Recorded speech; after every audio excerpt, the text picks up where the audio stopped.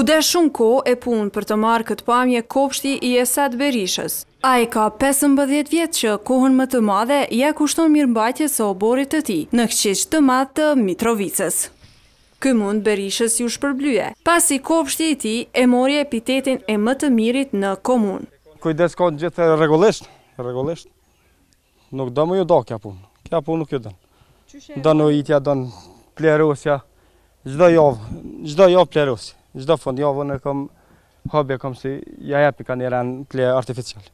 Me përkujdesje të kopshtit mund të mburret edhe rektorati i Universitetit Publik të Mitrovicës, Isa Boletini. Edhe ky institucion i lartë arsimor e mori çmimin e më të mirit.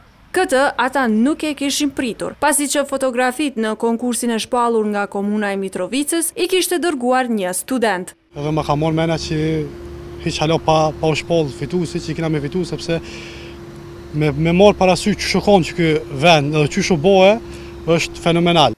E ky konkurs, sipas drejtorit të mbrojtjes së mjedisit Enver Uka, u bë për qëllime të mira, ndonse shpërblimet nuk ishin të mëdha. Është një çmim për vendin e parë 80 euro, për të dytin 50, ndërsa për të tretin është 30 euro.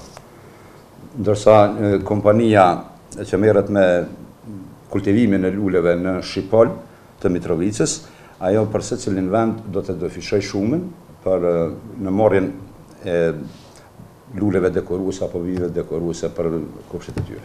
Sipas Ukës, në këtë konkurs kanë aplikuar 14 kopshte private dhe janë vizituar të gjitha institucionet arsimore në komunën e Mitrovicës.